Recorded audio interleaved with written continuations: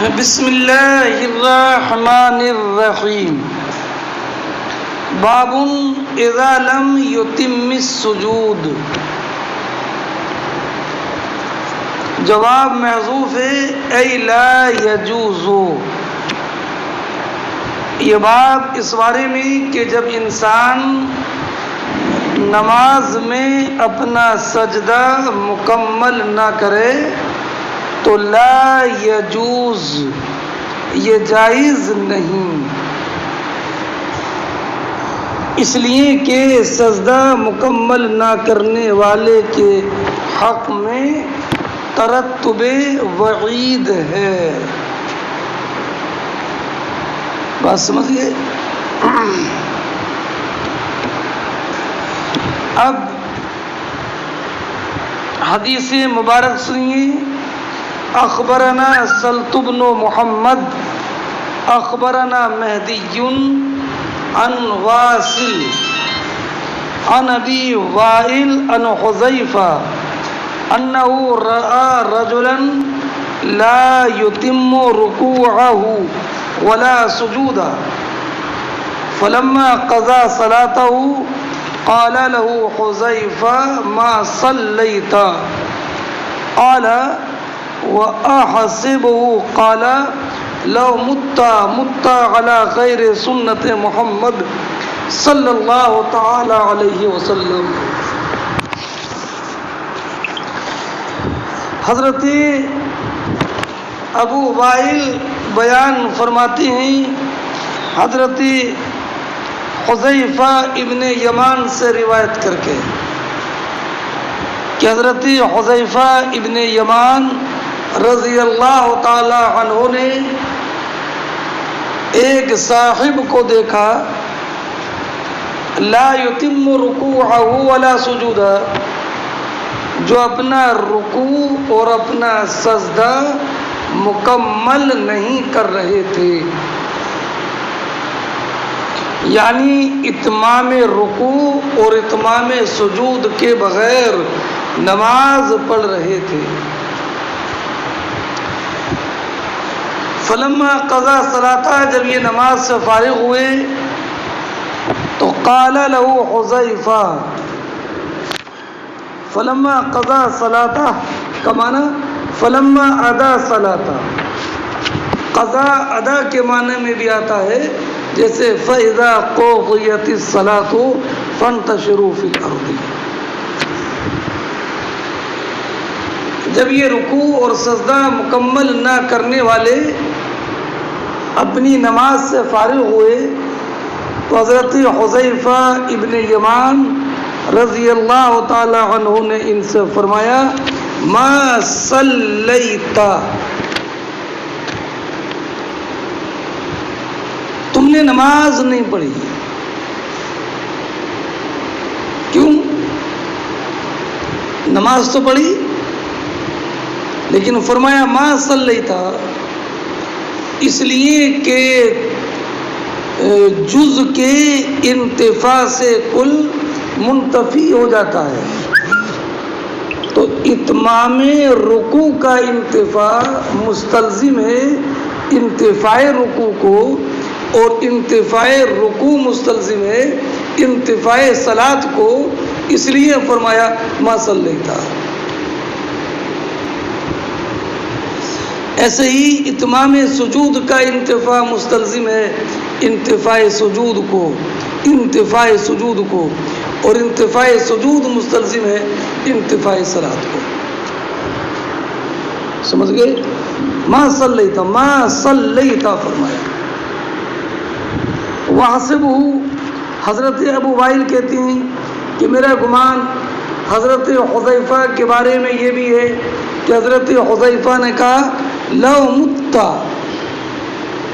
مت علی غیر سنت محمد صلی اللہ تعالی علیہ وسلم، اگر تمہارا انتقال ہو گیا اسی حالت میں نماز پڑھتے ہوئے تو تم نبی کریم صلی اللہ تعالی علیہ وسلم کے طریقے کے غیر پر تمہارا انتقال ہوگا. اور نبی کریم علیہ الصلوۃ والسلام کی سنت سے مراد طریق طریق جو شامل ہے فرض کو بھی اور نفل کو بھی، یعنی نبی کریم علیہ الصلوۃ والسلام کا نماز پڑھنے میں جو طریقہ محمودہ، طریقہ مرضیہ، طریقہ مسلوکہ تھا، اس طریقہ مسلوکہ کے غیر پر تمہارا انتقال ہو گیا۔ بات سمجھ گئے؟ ہاں اچھا، حضرت ابن بطال نے کہا کہ ما صلیتا سے مراد ہے ما صلیتا صلاۃ کاملہ، اس لیے کہ نفی کبھی اصل فعل کی نفی مقصود ہوتی ہے اور کبھی کبھی نفی کمال مقصود ہوتی ہے نا۔ یہ نفی کمال پر اس لیے محمول کیا جا رہا ہے کہ چونکہ طمانیت رکوع اور سجدے میں امام اعظم اور امام محمد کے نزدیک فرض نہیں ہے بلکہ سنت ہے، تو ما صلیتا سے مراد اصل نماز کی نفی نہیں ہے، کمال نماز کی نفی ہے۔ اگلا باب دیکھیں، باب یبدی ذبحیہ، یہ باب اس بارے میں کہ اپنے سجدے میں اپنے پہلو کو ظاہر رکھے گا۔ کیا مطلب؟ کہ جب سجدے میں جائے گا تو یہ بازو پہلو سے چمٹا کر نہ رکھے بلکہ پہلوؤں سے بازو الگ رکھے۔ وَيُجَافِي فِي السُّجُودِ، ہے نا، سنت یہ ہے کہ اپنے پہلوؤں کو ظاہر کرے۔ وَيُجَافِي فِي الصُّدُورِ، اور سجود اور نماز میں دوری رکھے۔ سجدے میں وَيُجَافِي فِي السُّجُودِ، اور سجدے میں کشادگی رکھے۔ کشادگی رکھنے کا معنی یہ کہ پہلو بازو سے ملا نہ ہو، اور یہ جو کلائی ہے یہ زمین پر بچھی نہ ہو، پیٹ ران سے ملا ہوا نہ ہو۔ سمجھ گئے؟ فرماتے ہیں، اب حدیث پاک دیکھیں، پھر میں اس مسئلے کی مزید وضاحت کرتا ہوں۔ فرماتے ہیں حضرت ابو ہرمز رضی اللہ تعالی عنہ، حضرت عبداللہ ابن مالک ابن بحینہ سے روایت کرتے ہیں۔ ذرا اس نام پر توجہ رکھیے گا۔ عبداللہ کے والد کا نام ہے مالک اور عبداللہ کی والدہ کا نام ہے بحینہ۔ یہ عبداللہ اپنے والدین کی طرف منسوب ہو کر کہلاتے ہیں عبداللہ ابن مالک ابن بحینہ۔ تو یہ شائبہ نہ ہو جائے کہ عبداللہ کے والد مالک ہیں اور مالک کے والد بحینہ ہیں، یہ نہیں ہے۔ یہ بحینہ مالک کے والد نہیں ہیں بلکہ مالک کی بیوی ہیں اور عبداللہ کی یہ والدہ ہے، یعنی عبداللہ ابن مالک، عبداللہ ابن بحینہ۔ یہ راوی حدیث صحابی رسول کا ذکر کئی مرتبہ آئے گا عبداللہ ابن مالک ابن بحینہ کی شکل میں۔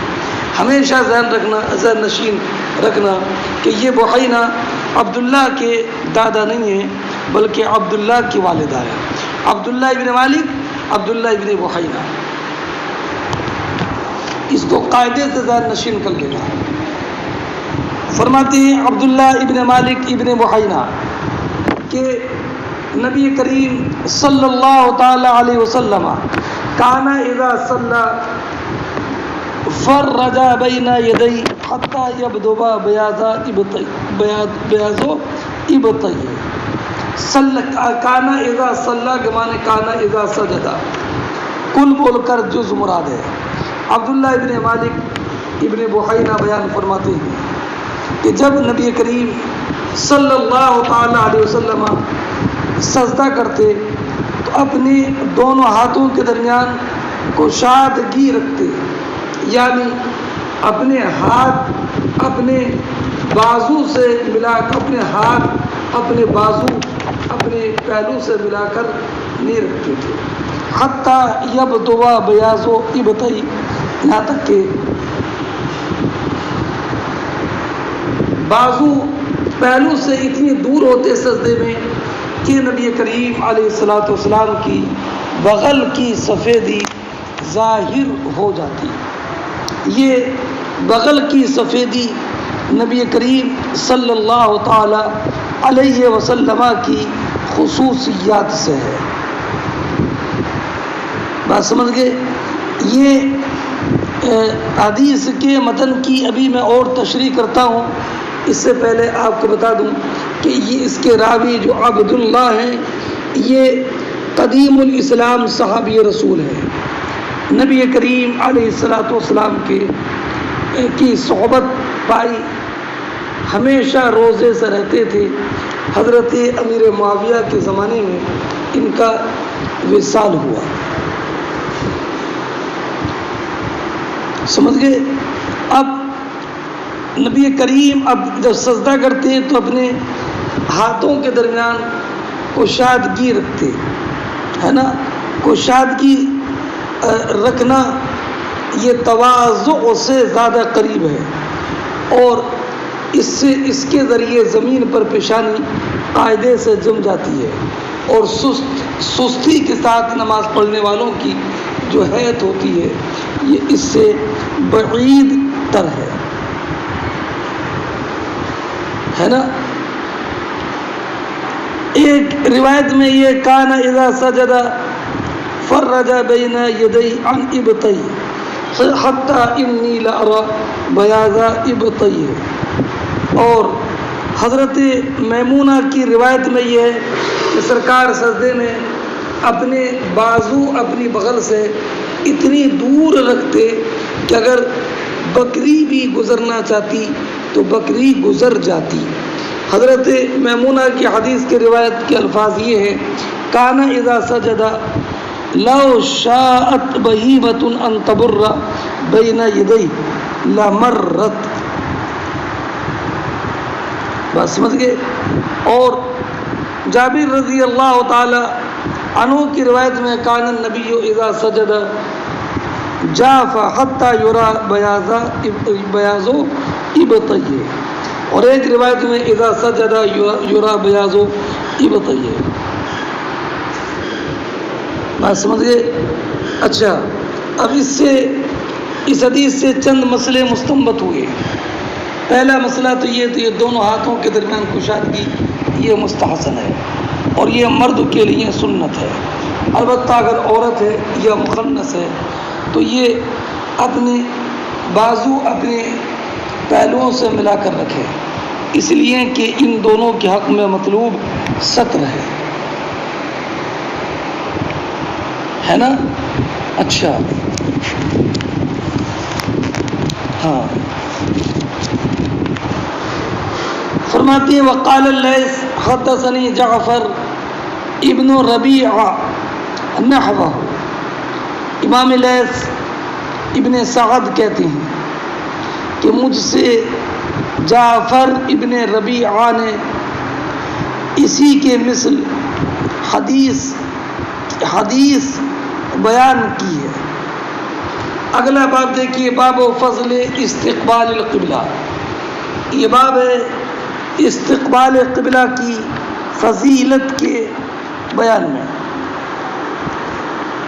ہاں، ابھی تک ستر عورت کے احکام کا بیان تھا، اس لیے کہ نماز شروع کرنے سے پہلے ستر عورت کی حاجت پیش آتی ہے، اور پھر استقبال قبلہ کی۔ اب یہاں سے استقبال قبلہ کا بیان ہے۔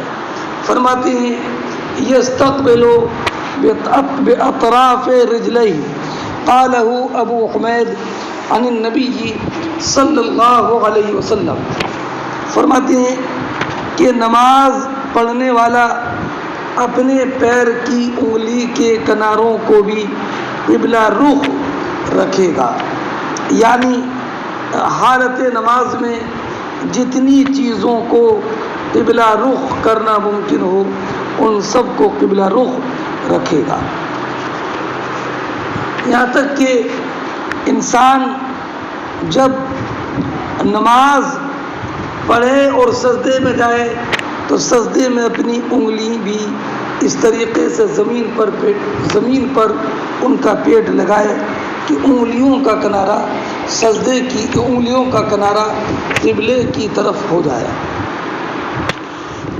فرماتے ہیں قالہ ابو حمید نے یہ اس کی روایت کی ہے نبی کریم صلی اللہ تعالی علیہ وسلم سے. جانتے ہیں یہ ابو حمید کون ہے؟ یہ سہل ابن سہل بن سعد ساعدی کے بیٹے ہیں جن کا نام ہے عبد الرحمن. ان کی کنیت ان کے نام پر غالب آ گئی. ان کا وصال حضرت امیر معاویہ کے دور خلافت کے آخر میں ہوا. بات سمجھ گئے؟ ہاں.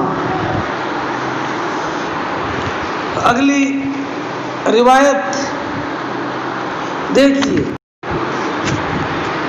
حدثنا عمرو بن عباس قال حدثنا ابن مهدي قال حدثنا منصور بن سعد عن ميمون بن سيح عن انس بن مالك قال رسول الله صلی اللہ تعالی علیہ وسلم. حضرت انس بن مالک رضی اللہ تعالیٰ عنہ بیان فرماتے ہیں کہ نبی کریم صلی اللہ تعالی علیہ وسلم نے ارشاد فرمایا من صلی صلاتنا واستقبل قبلتنا وکل ذبیحتنا فذلك المسلم له ذمۃ اللہ وذمۃ رسولہ فلا تغفر اللہ فی ذمته. سرکار نے فرمایا جو انسان ہماری نماز کی طرح نماز پڑھے، ہمارے قبلے کی طرف نماز میں رخ کرے اور ہمارا ذبیحہ کھائے، فذالک المسلم، تو وہ مسلمان ہے کہ جس کے لیے اللہ اور اس کے رسول کی طرف سے امان ہے. فلا تغفر اللہ فی ذمتہ، اللہ اور اس کے رسول کے ذمے میں امان میں کوئی رخنہ اندازی نہ کرو. حدیث کی مطابقت ترجمے سے اس قول میں ہے واستقبل قبلتنا. حالانکہ من صلی صلاتنا جب کہہ دیا تو اس میں استقبال قبلہ بھی آ گیا، مگر استقبال قبلہ کا الگ سے ذکر، یہ استقبال قبلہ کا ذکر الگ سے شان قبلہ کی تعظیم پر تنبیہ کرنے کے لیے ہے اور استقبال قبلہ کی عظمت اور فضل کو بتانے کے لیے ہے. من صلی صلاتنا کا معنی من صلی کما نصلی ہے نا، من صلی کما نصلی. اب ظاہر سی بات ہے کہ ہماری طرح نماز تبھی پائی جائے گی جب کہ توحید اور نبوت کا معترف ہو، اور جو نبی کریم علیہ الصلاۃ والسلام کی نبوت کا معترف اور مقر ہوگا وہ جمیع ما جاء به النبی صلی اللہ علیہ وسلم کا اعتراف کرنے والا ہوگا. اس لیے صلاۃ کو اس کے اسلام کی علامت بنایا گیا ہے. اس کا یہ مطلب نہیں ہے کہ خالی نماز پڑھ لے تو وہ مسلمان ہے، بلکہ نماز سے مراد ہے جمیع ما جاء به النبی صلی اللہ تعالی علیہ وسلم کی تصدیق. اب رہا یہ کہ اس میں شہادتین کا ذکر نہیں ہے، اس لیے کہ شہادتین یہ نماز میں داخل ہے. اب استقبال قبلہ کا ذکر کیا اور نماز میں استقبال قبلہ یہ شرط ہے. کیوں الگ سے استقبال قبلہ کا ذکر کیا؟ اس لیے کہ قبلہ عارف من الصلاۃ ہے، ہر ایک انسان قبلہ کو جانتا ہے اگرچہ نماز کو نہ جانتا ہو. اور دوسری بات یہ ہے کہ اعمال کے اور جو ارکان ہیں جیسے قیام ہے یا قرات ہے، یہ نماز کے بغیر بھی پائی جاتی ہے. لیکن استقبال قبلہ یہ جیسے کہ نماز کی اور جو ارکان ہیں جیسے کہ قیام اور قرات، یہ مسلمانوں کے علاوہ دوسروں کی نماز، نصارہ کی نماز بھی پائی جاتی ہے، مگر استقبال قبلہ یہ ہمارے ساتھ خاص ہے۔ اس لیے سرکار نے نماز کے ساتھ میں استقبال قبلہ کا ذکر الگ سے کیا۔ اب یہ تو رہی عبادت، اب عبادت کے علاوہ سرکار نے ایک اور ارشاد فرمایا وَأَكَلَ ذَبِيحَتَنَا، اور ہمارا ذبیحہ کھائے، ہمارا ذبیحہ کھائے۔ یہ سرکار نے یہ بات فذالک المسلم، جو ہماری طرح نماز پڑھے، ہمارے قبلے کو قبلہ مانے اور ہمارا ذبیحہ کھائے، وہ مسلمان ہے۔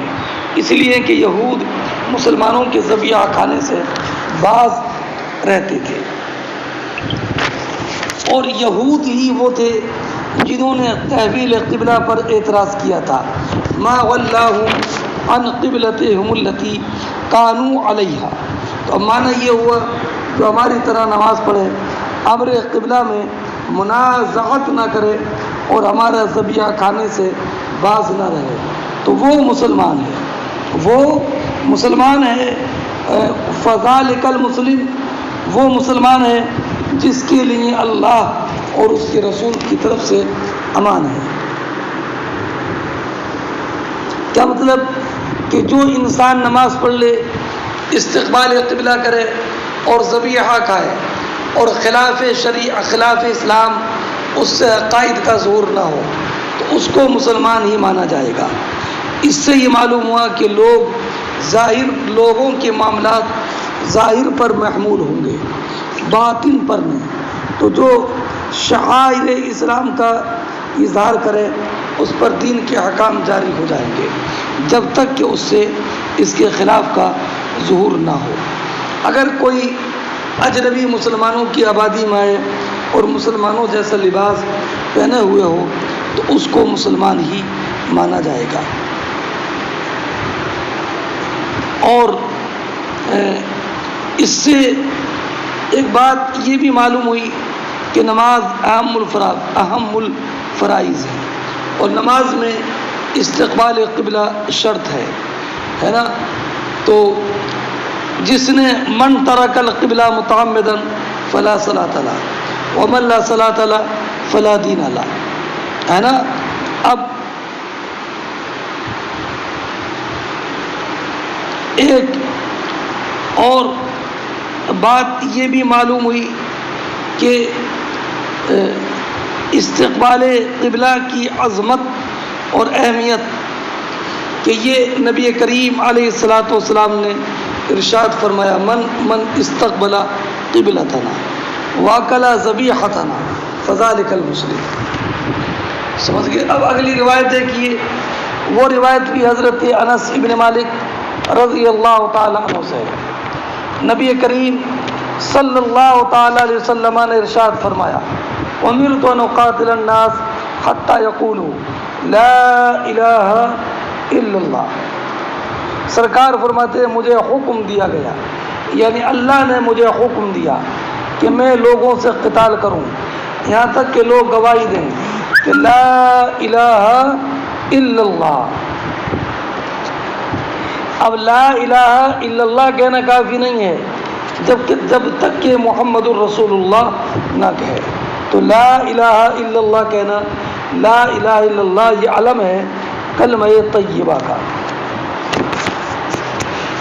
ہے نا۔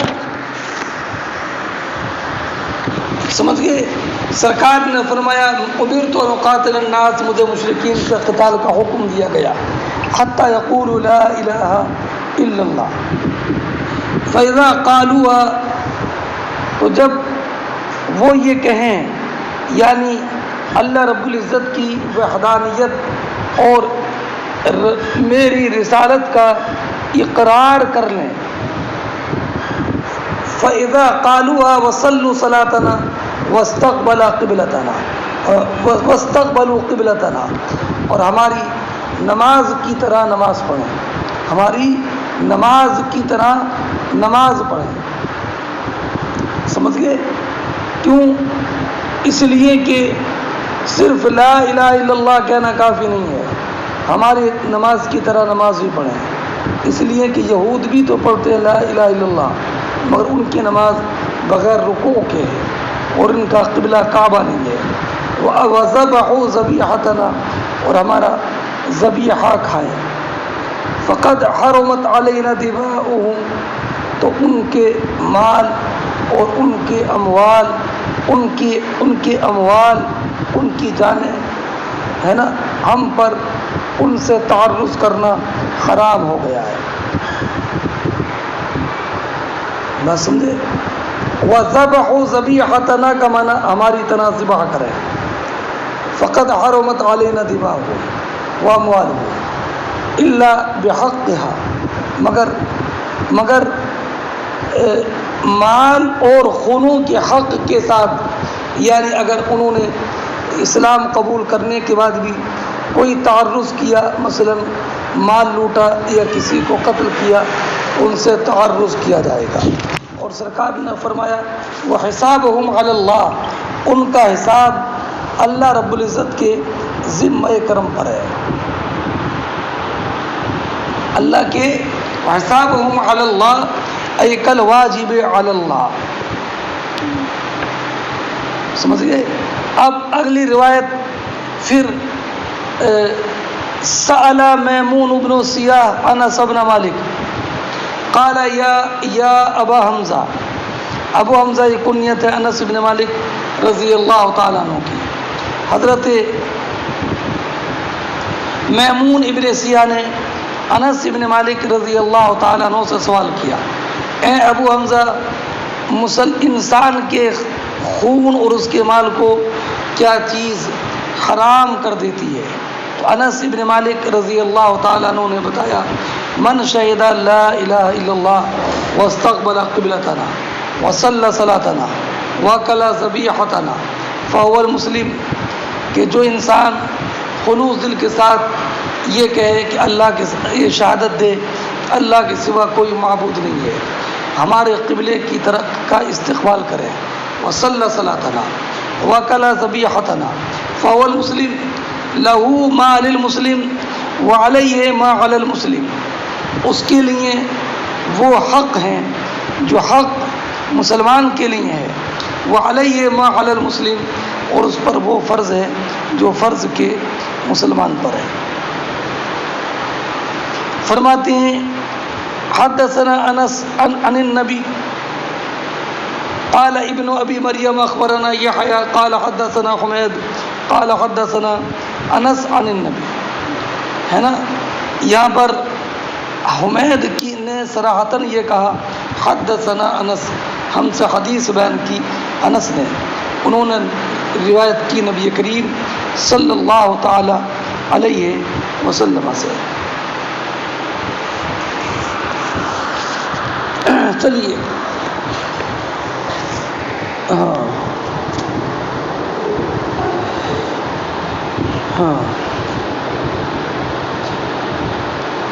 اگلا باب دیکھیے، باب و قبلت، باب قبلت اہل المدینہ واہل الشام والمشرق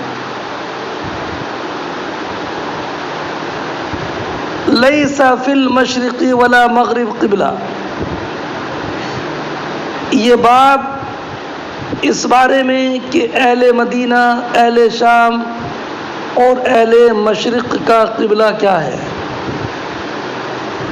اور اگلا جملہ لیس فی المشرق والمغرب قبلہ، مشرق اور مغرب میں کوئی قبلہ نہیں ہے. یعنی اہل مدینہ کے لیے اور اہل مکہ کے لیے، اہل مدینہ کے لیے مشرق اور مغرب میں قبلہ نہیں ہے. کیا اہل مدینہ کے لیے مشرق اور مغرب میں کوئی قبلہ نہیں ہے. یعنی مدینہ طیبہ میں جو ہیں ان کا قبلہ تو جانب شمال میں ہے، اور جو مدینہ طیبہ میں ہیں ان کا قبلہ جانب جنوب میں ہے. تو مکہ اور مدینے والوں کا قبلہ یہ نہ مشرق میں ہے اور نہ مغرب میں ہے. ہاں فرماتے ہیں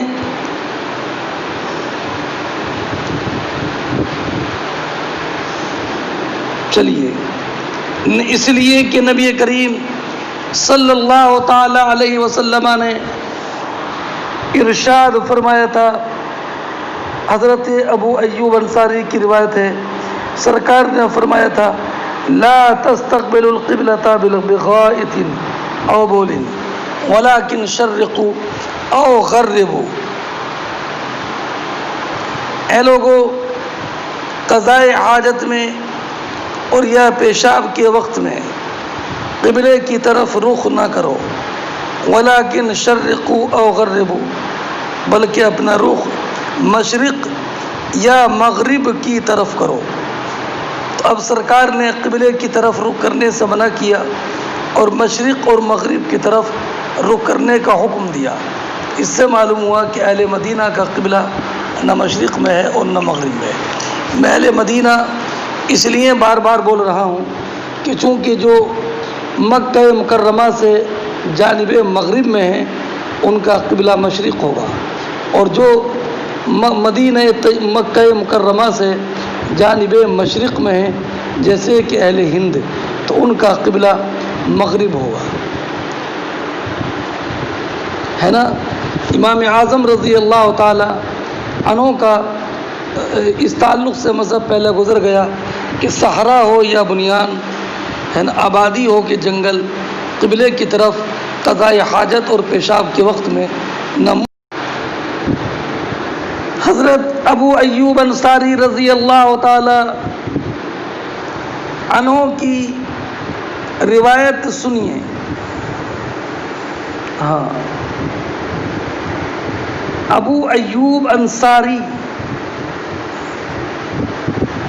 ابو ایوب انصاری کا نام ہے خالد ابن زید. ابو ایوب انصاری رضی اللہ تعالی عنہ بیان فرماتے ہیں کہ نبی کریم صلی اللہ تعالی علیہ وسلم نے ارشاد فرمایا اذا اتیتم الغائط فلا تستقبلوا القبلة ولا تستدبروها ولكن شرقوا او غربوا. آگے ابو ایوب انصاری فرماتے ہیں کہ فقدمنا الشام، ہم ملک شام پہنچے. یہ شام سام ابن نوح کے نام پر اس کا نام ہے شام، سام ابن نوح کے نام پر، اس لیے کہ یہاں پر آنے والے سب سے پہلے سام ابن نوح تھے. سین کو شین معجمہ سے بدل دیا ہے. تو فرماتے ہیں فوجدنا مراحیض بنیت قبل البیت. تو یہ مرحاض کی جمع ہے. مرحاض کے معنی جو قضاء حاجت کے لیے بنایا جائے، لیٹرین. تو ہم نے وہاں استنجا خانے دیکھے کہ وہ بنائے گئے ہیں قبلے کی طرف منہ کر کے. فننحرف، تو ہم منحرف ہو جاتے، یعنی قضاء حاجت میں قدم چو کی پابندی نہ کرتے، اور یا ہم وہاں استنجا کرنے سے منحرف ہو جاتے. وَنَسْتَغْفِرُ اللَّهَ، اور ہم قبلہ رخ استنجا خانہ بنانے والوں کے لیے مغفرت کی دعا کرتے، اس لیے کہ قبلہ رخ استنجا خانہ بنانے کی وجہ سے وہ گناہگار ہیں، اور گناہگار کے لیے استغفار یہ سنت ہے. اور یا نستغفر اللہ کا معنی استقبال قبلہ سے ہم استغفار کرتے. اور یا نستغفر اللہ من ذنوبہ، ہم گناہوں سے اللہ رب العزت کی بارگاہ میں استغفار کرتے ہیں۔ بات سمجھ گئے؟ اب رہا یہ معاملہ کہ اگر استنجا بنانے والے کو پہلے سے یہ خبر ہی نہیں تھی کہ استقبال قبلہ منع ہے، تو پھر وہ تو گناہ گار ہی نہیں ہے، اور جب گناہ گار نہیں ہے تو اس کے لیے استغفار کا کیا مطلب ہے؟ تو جواب یہ ہے کہ اہل ورع اور پرہیزگار لوگ ہے نا، یہ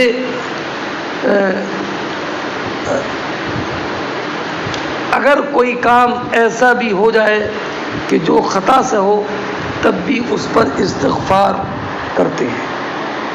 چلیے، وعن الزہری عن عطاء قال سمعت ابا ایوب عن النبی صلی اللہ تعالی علیہ وسلم مثلا، حضرت امام زہری نے کہا عطاء ابن یزید سے روایت کر کے کہ میں نے ابو ایوب کو سنا، ہے نا، ایوب کو سنا۔ پہلے تو پہلی سند میں تھا عن عطاء عن ایوب، اور اس میں سمیت و ابا ایوب، اس میں وضاحت ہے کہ سفیان ابن حضرت عطاء ابن یزید نے یہ حضرت ابو ایوب انصاری رضی اللہ تعالی عنہ سے براہ راست سنا ہے۔ تو سماع کی صراحت کرنے کے لیے انہوں نے بعد میں اس روایت کو، اس تعلیق کو ذکر کیا ہے نا۔ ہاں، چلیے، اب یہ تعلیق بصورت ہے، ورنہ اسناد جو ذکر کی گئی ہے حضرت امام زہری سے، اسی سند کے ساتھ اس کو ذکر کیا، اور اس سند کے ذکر کا فائدہ تکرار ہے۔ اگلی روایت سنیے، باب قول اللہ تعالی واتخذوا من مقام ابراہیم مصلی۔ یہ بات اس بارے میں کہ اللہ رب العزت جل جلالہ نے ارشاد فرمایا واتخذوا من مقام ابراہیم مصلی، اے لوگو مقام ابراہیم کو نماز پڑھنے کی جگہ بنا لو، اے لوگو مقام ابراہیم کو نماز پڑھنے کی جگہ بنا لو۔ اب مقام ابراہیم وہ پتھر ہے جس پر نبی کریم کے جد اعلیٰ حضرت ابراہیم علیہ السلام کے قدم مبارک کے نشان ہے۔ اب اس آیت میں مقام سے مراد کیا ہے؟ اس میں مفسرین کرام کے چند اقوال ہیں۔ حضرت عبداللہ ابن عباس، امام مجاہد، امام عطا کا قول یہ ہے کہ پورا حرم مقام ابراہیم ہے، اور ایک قول یہ ہے کہ عرفہ، مزدلفہ، منی مراد ہے، اور ایک امام عطا سے قول یہ ہے کہ مقام ابراہیم سے مراد عرفات، مزدلفہ، منی کے ساتھ جمرات بھی ہیں۔ تو اب واتخذوا من مقام ابراہیم مصلی میں اس تقدیر پر مصلی سے مراد ہوگا دعا کی جگہ، تو معنی یہ ہوگا کہ ان سب جگہ پر دعا کیا کرو۔ اچھا، اور راجح یہ ہے کہ مقام ابراہیم سے مراد وہ مقدس پتھر ہے جس پر کھڑے ہو کر حضرت ابراہیم علیہ السلام نے۔ اب اس قول کی وجہ سے مصلی سے مراد نماز پڑھنے کی جگہ ہے، تو معنی یہ ہوگا کہ مقام ابراہیم پر نماز پڑھو۔ بات سمجھ گئے؟ ہاں، اب سنیے روایت حضرت عمر ابن دینار رضی اللہ تعالیٰ عنہ بیان فرماتے ہیں کہ ہم نے حضرت عبداللہ ابن عمر رضی اللہ تعالی عنہ سے ایک مسئلہ معلوم کیا کہ ایک انسان نے عمرے کا احرام باندھا، بیت اللہ کا طواف کیا اور صفا مروہ کے درمیان سعی نہیں کی، عمرے کا احرام باندھا، بیت اللہ کا طواف کیا، صفا مروہ کے درمیان ابھی سعی نہیں کی ہے، آیاتی امرأتہ، تو کیا اپنی بیوی سے یہ مجامعت کر سکتا ہے؟ تو حضرت عبداللہ ابن عمر رضی اللہ تعالی عنہ نے اس سوال کے جواب میں ایک حدیث پاک سنائی اور کہا کہ نبی کریم صلی اللہ تعالی علیہ وسلم عمرے کا احرام باندھ کر تشریف لائے، فطافا بالبیت سبعا، اور آپ نے بیت اللہ کا طواف کیا 7 چکروں میں، وصلی خلف المقام رکعتین، یہی محل ترجمہ ہے، اور مقام ابراہیم کے پاس 2 رکعت نماز پڑھی، وطافا بین الصفا والمروہ، اور صفا مروہ کے درمیان اس نے سرکار نے مقام ابراہیم کے قریب نماز پڑھی اور سرکار نے صفا مروہ کے درمیان سعی کی، ہے نا۔ وقد کان لکم فی رسول اللہ اسوۃ حسنہ، نبی کریم علیہ الصلوۃ والسلام کا میں تمہارے لیے بہترین نمونہ ہے۔ تو جب نبی کریم صلی اللہ تعالی علیہ وسلم نے صفا مروہ کے درمیان سعی کی ہے تو اب کسی بھی معتمر کے لیے یہ حلال نہیں ہے کہ صفا مروہ کے درمیان سعی کرنے سے پہلے وہ انسان احرام سے باہر آ جائے اور اس کے لیے اپنی بیوی سے مجامعت جائز ہو، یعنی یہ اس کے لیے جائز نہیں ہے نا۔ عمرے کے احرام سے تبھی باہر آئے گا جبکہ صفا اور مروہ کے درمیان سعی کر لے گا، ہے کہ نہیں۔ حضرت عبداللہ ابن عمر نے اشارہ کیا کہ نبی کریم علیہ الصلوۃ والسلام کی اتباع واجب ہے، بالخصوص مناسک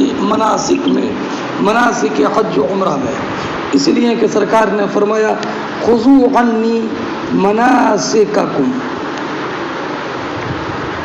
بات سمجھ گئے۔ اب اس سے یہ مسئلہ مستنبط ہوا کہ عمرہ میں سعی واجب ہے اور یہی سارے علماء کا مذہب ہے، اور یہ بھی کہ مقام ابراہیم کے قریب 2 رکعت نماز پڑھے، اور ایک قول یہ ہے کہ 2 رکعت نماز پڑھنا سنت ہے، اور ایک قول یہ ہے کہ واجب ہے، اور ایک قول یہ ہے اگر یہ 2 رکعت نماز طواف کے تابع ہے، اگر طواف سنت ہے تو نماز سنت ہے، اور طواف واجب ہے تو نماز واجب ہے۔ سنیے، فرماتے ہیں سمیت مجاہدہ قال اوتیا ابن عمر، حضرت امام مجاہد کہتے ہیں کہ عبداللہ ابن عمر رضی اللہ تعالیٰ عنہ کے پاس ایک صاحب آئے، ہے نا، اوتیا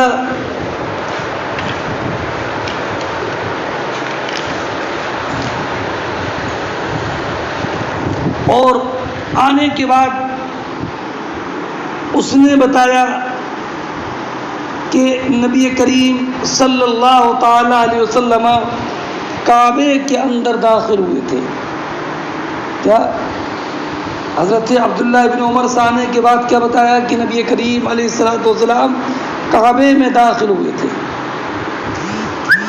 تو حضرت عبداللہ ابن عمر رضی اللہ تعالی عنہ نے فتح مکہ کے موقع پر جو واقعہ پیش آیا تھا وہ بیان فرمایا کہ یہاں پر تو اختصار ہے، لیکن پوری بات حضرت عبداللہ ابن عمر کی ہے کہ نبی کریم علیہ الصلوۃ والسلام اونٹنی پر سوار ہو کر تشریف لائے تھے، اسامہ پیچھے بیٹھے ہوئے تھے، حضور کے ساتھ بلال، عثمان ابن طلحہ حجبی اور اسامہ تھے۔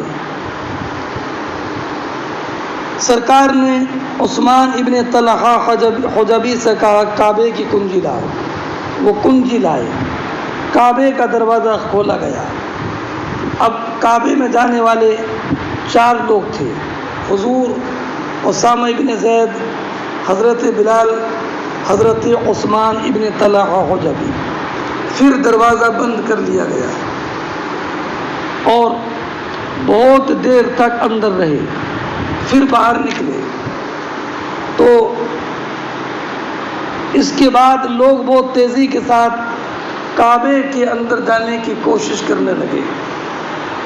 سب سے پہلے میں اندر گیا. دروازے کے پیچھے بلال کھڑے تھے. میں نے ان سے معلوم کیا کہ کیا نبی کریم صلی اللہ تعالی علیہ وسلم نے نماز پڑھی اور کہاں پڑھی. تو انہوں نے بتایا ان دو اگلے ستونوں کے درمیان، اگلے 2 ستونوں کے درمیان. ذرا اس بات کو میں آپ کو تفصیل سے سمجھا دوں کہ کعبہ مقدسہ کا ایک دروازہ ہے اور اس کا رخ جو ہے پورب کی طرف ہے اور ایک کنارے پر لگا ہے جو کنارہ کے پورب میں دکن کی سائڈ میں ہے. وہاں پر دروازہ لگا ہے رکن اسود کے پاس. کعبہ مقدس کے اندر ستونوں کی 2 لائنیں ہیں. پہلی لائن اور پہلی قطار میں 3 ستون ہیں اور آخر والی پیچھے والی قطار میں 3 ستون ہیں. اور ستون اور دیوار کے درمیان 1 گز سے زیادہ کا فاصلہ ہے. سنیں تو نبی کریم صلی اللہ تعالی علیہ وسلم،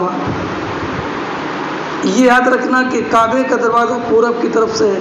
سرکار کعبے میں داخل ہوئے تو سرکار ستون کی پچھلی قطار میں نہیں بلکہ ستون کی اگلی قطار میں کھڑے ہوئے. اور کیسے کھڑے ہوئے کہ ان 2 ستون، جیسے ہم لوگ پچھم کی طرف منہ کر کے نماز پڑھتے ہیں تو سرکار کے دائنے ہاتھ کی طرف 2 ستون تھے اور بائیں ہاتھ کی طرف 1 ستون تھا.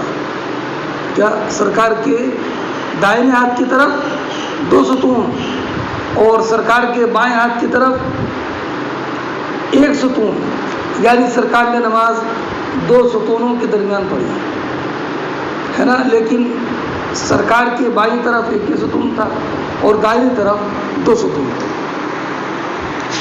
کیا رکعت پڑھی؟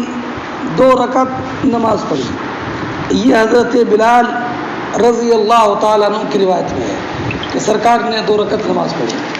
اور عبداللہ ابن عباس کی روایت حضرت بلال سے ہے، حضرت اسامہ ابن زید سے ہے. اس میں یہ ہے کہ سرکار نے نماز نہیں پڑھی بلکہ خالی سرکار نے دعا کی. تو دونوں میں تطبیق اور توجیہ ہے کہ حضرت عبداللہ ابن عمر نے جو سنا ہے وہ حضرت بلال سے ہے اور بلال نے کہا کہ 2 رکعت نماز پڑھی 2 ستونوں کے درمیان. اور یہ سرکار کے قریب تھے حضرت بلال. سرکار نے نماز مختصر پڑھی. کعبے کا دروازہ بند تھا، اندر اندھیرا تھا. اور حضرت اسامہ نے جو کہا کہ نماز نہیں پڑھی ہے تو حضرت اسامہ دور تھے، کعبے میں اندھیرا تھا، نماز مختصر تھی. اس لیے حضرت اسامہ نے اپنا دیکھا ہوا حال بیان کیا کہ میں نے نہیں دیکھا بلکہ یہ دیکھا کہ سرکار نے دعا کی. اور حضرت عبداللہ ابن عمر نے جو بیان کیا وہ حضرت بلال سے، اور حضرت بلال نے جو بیان کیا ہے وہ اپنی آنکھوں دیکھا حال بیان کیا کہ سرکار نے اگلے 2 ستونوں کے درمیان نماز پڑھی. پھر سرکار باہر نکلے اور نکلنے کے بعد مقام ابراہیم کے پاس نماز پڑھی. اب نماز کعبے کے اندر بھی پڑھی، مقام ابراہیم کے پاس بھی پڑھی. یہ بتانا ہے کہ نماز کے لیے مقام ابراہیم پر ہی نماز پڑھنا شرط نہیں ہے، بلکہ نماز کعبے کے میں بھی، کعبے کے باہر بھی اور مسجد حرام میں کہیں پر بھی ہو سکتی ہے۔ بات سمجھ گئے؟ اب دیکھیں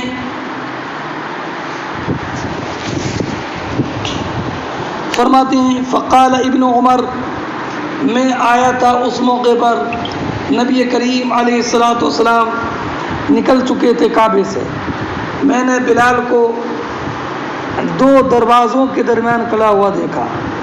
اب رہا یہ معاملہ کہ دو دروازے تو ہے ہی نہیں، تو معنی ہے رأیت اجد بلالا قائما بین مصراعی الباب، میں نے دروازے کے دو کواڑوں کے درمیان دیکھا۔ سمجھ گئے؟ ہاں، اور یا مراد وہ دو دروازے ہیں جو حضرت عبداللہ بن زبیر نے اپنے دور خلافت میں بنوائے تھے، ان کی طرف اشارہ ہے کہ ان دو دروازوں کے درمیان دیکھا۔ ہاں، یا مراد وہ دو دروازے ہیں جو حضرت ابراہیم علیہ الصلاۃ والسلام کے زمانے میں تھے۔ ہاں، فقال فسألت بلالا، تو میں نے بلال سے معلوم کیا، اصلی النبی فی الکعبہ، کیا سرکار نے کعبے میں نماز پڑھی ہے؟ تو کہا کہ ہاں 2 رکعت نماز پڑھی ہے ان 2 ستونوں کے درمیان، التی ایساری، جو کہ داخل ہونے والے کے بائیں طرف ہیں 2 ستون جب تم داخل ہو۔ ثم خرج فصلی فی وجہ الکعبہ، پھر سرکار نے کعبے کے سامنے 2 رکعت نماز پڑھی۔ وہ کعبے کے سامنے کہا، وہی مقام ابراہیم کے پاس، علی یساری میں کا مرد داخل ہے، جو تو دخلتا سے جو مفہوم ہوتا ہے۔ ہاں، چلیے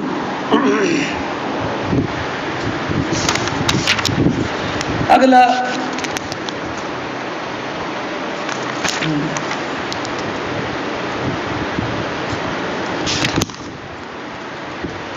اگلی روایت دیکھیے، فرماتے عبداللہ بن عباس رضی اللہ تعالیٰ عنہ کہ جب فتح مکہ کے موقع پر نبی کریم صلی اللہ تعالیٰ علیہ وسلم بیت اللہ میں داخل ہوئے، دعا فی نواحی کلہا، سرکار نے کعبے کے تمام گوشوں میں دعا فرمائی، ولم یصلی حتی خرج منہ، فلما خرج رکع رکعتین، تو سرکار نے کعبے کے سامنے 2 رکعت نماز فرمائی اور فرمایا ھذہ القبلہ، یہ ھذہ القبلہ ہے نا، کعبے کے سامنے سرکار نے نماز پڑھ کر بتایا کہ یہ قبلہ ہے۔ ہاں، یعنی اشارہ ہے کعبے کی طرف، یہ قبلہ ہے، یعنی اب قبلے کا معاملہ بیت اللہ کے، اس بیت اللہ کے استقبال پر ہی ثابت ہو گیا۔ اب آج کے بعد پھر اب قبلہ کبھی منسوخ نہیں ہوگا، ہے نا، بات سمجھ گئے؟ اور یہ بھی احتمال ہے کہ سرکار نے وہاں کھڑے ہو کر امام کے موقف کو متعین کر دیا ہو کہ امام کعبے کے سامنے کھڑا ہوگا اور چاروں اور 3 جانب نہیں، اگرچہ نماز چاروں جانب میں جائز ہے، مگر امام کے کھڑے ہونے کی جگہ سرکار نے وہ متعین فرما دی۔ ہاں، بات سمجھ گئے؟ اور یا ھذہ القبلہ کا معنی یہ ہے ھذہ الکعبہ، یہ مسجد حرام ہے جس کے استقبال کا تم کو حکم دیا گیا ہے۔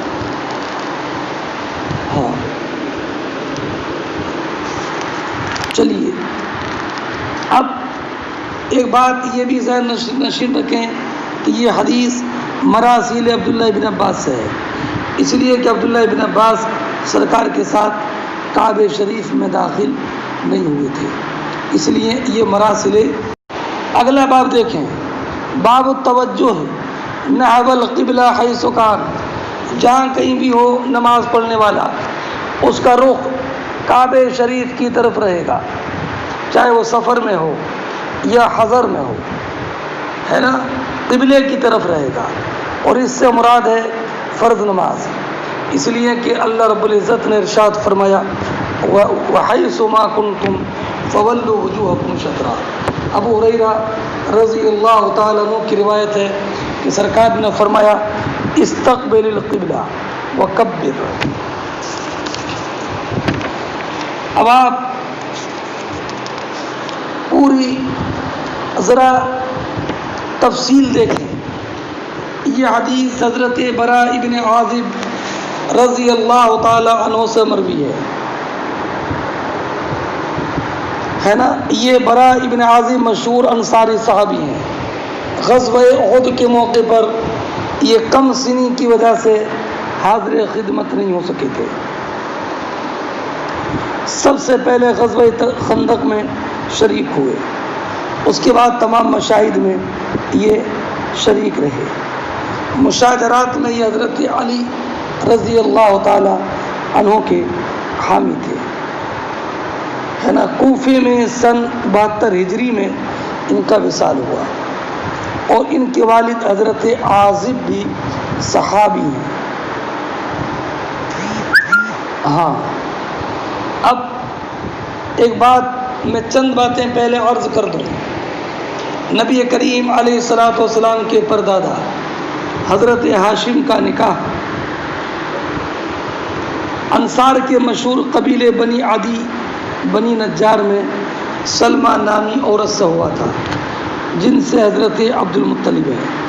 تو یہ بنی عدی بنی نجار آپ کے دادا حضرت ابو مطلب کے ننیال اور ان کے ماموں کا خاندان تھا، ہے نا۔ اور نانا کے ننیال کو بھی اس کے دادا کے ننیال کو بھی پوتے کا ننیال کہہ دیا جاتا ہے۔ دوسری بات، جب نبی کریم علیہ الصلوۃ والسلام مکہ مکرمہ سے پہنچے تو پہلے قبا میں بنی عمرو ابن عوف کے سردار ابی کلثوم ابن حدم کے یہاں آپ کا قیام 24 دن رہا۔ پھر آپ مدینہ طیبہ تشریف لائے تو حضرت ابو ایوب انصاری رضی اللہ تعالی عنہ کے گھر قیام فرمایا، اور یہ مالک ابن نجار کے قبیلے سے تھے، اور حضور کے جد امجد کی ننیال بنی عدی میں تھی، بنی عدی میں، اور حضور کا اترے مالک ابن نجار کے قبیلے میں۔ تو عدی اور مالک دونوں سگے بھائی تھے۔ اصل ننیال تو جو تھی وہ عدی میں تھی، مگر سرکار اترے مالک ابن نجار کے قبیلے میں، اور یہ دونوں بھائی ہیں۔ تو اب ظاہر سی بات ہے کہ ایک بھائی کے رشتہ دار کو دوسرے بھائی کی طرف دوسرے بھائی کا بھی رشتہ دار کہا جاتا ہے۔ دوسری بات، آپ یہ بھی ذہن نشین رکھیں کہ نبی کریم صلی اللہ تعالی علیہ وسلم 28 صفر کو مکہ مکرمہ سے ہجرت کے ارادے سے نکلے، 3 دن غار ثور میں رہے، اور 15ویں دن پیر کے دن 12 ربیع الاول شریف کو دوپہر کے وقت مدینہ طیبہ پہنچے۔ 24 دن قبا میں رہے، 24 دن کے بعد جمعے کو مدینہ طیبہ تشریف لے گئے۔ راستے میں بنی سالم کے محلے میں جمعے کا وقت ہو گیا تھا، وہیں پر جمعے کی نماز ادا فرمائی، اور آپ کا رخ بیت المقدس کی طرف رہتا تھا۔ اب ربیع الاول شریف میں تشریف لائے 12 تاریخ کو، 1 سال گزر گیا، دوسرا سال شروع ہوا، تو 15 رجب، کتنی 15 رجب کو نماز ظہر میں عین حالت نماز میں جبکہ 2 رکعت نماز ہو چکی تھی تحویل قبلہ کی آیت نازل ہوئی ہے نا. تو آپ نے 2 رکعت نماز جو بیت المقدس کی طرف رخ کر کے پڑھ چکے تھے، بقیہ 2 رکعت نماز آپ نے کعبہ شریف کی طرف رخ کر کے نماز پڑھی ہے. تو یہ تحویل قبلہ کا حکم 16 مہینے 3 دن کے بعد نازل ہوا اور 16 مہینے 3 دن آپ نے مدینہ طیبہ میں بیت المقدس کی طرف رخ کر کے نماز پڑھی. اب بعض روایتوں میں 17 کا ذکر بھی ہے کہ 17 مہینے. تو ربیع الاول شریف اور رجب دونوں کو شمار کرو تو 17 مہینے ہوں گے، اور رجب اور ربیع الاول شریف میں سے ایک کم کرو تو 16 ہوں گے.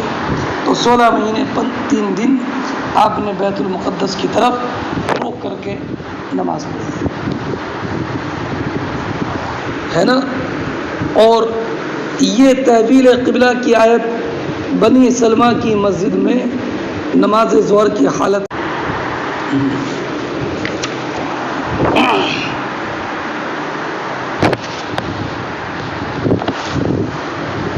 سب سے پہلے پوری نماز کعبے کی طرف رخ کر کے مسجد نبوی میں عصر کی پڑھی گئی تھی. اندرون شہر کی مساجد میں یہ خبر تحویل قبلہ کی عصر کے وقت ہی پہنچ گئی تھی. قبا چونکہ مدینے سے 3 میل کے فاصلے پر تھا، وہاں دوسرے دن فجر میں پہنچی. یہ باتیں سب ذہن نشین کر لینا تو بہت سارے اشکالات کا جواب ہو جائے گا. اب آپ حدیث پاک سنیے. برا ابن عازب رضی اللہ تعالیٰ عنہ بیان فرماتے ہیں کہ نبی کریم صلی اللہ تعالیٰ علیہ وسلم 16 یا 17 مہینے بیت المقدس کی طرف رخ کر کے نماز پڑھتے رہے، اور نبی کریم کو یہ بات پسند تھی کہ آپ کا قبلہ کعبہ بنا دیا جائے. اللہ رب العزت نے یہ آیت کریمہ نازل فرمائی، قد نرا تقلب وجهك في السماء فتوجہ نحو القبلہ. اب جب قبلے کی طرف رخ کر کے نماز پڑھی تو کچھ بے وقوف یہود لوگوں نے کہا ہے نا، ما ولاہم عن قبلتہم التی کانوا علیہا. تو آیت کریمہ نازل ہوئی، قل للہ المشرق والمغرب یہدی من یشاء الی صراط مستقیم. تو نبی کریم علیہ الصلوۃ والسلام کے ساتھ ایک صاحب نے نماز پڑھی، اور نماز پڑھنے کے بعد یہ نکلے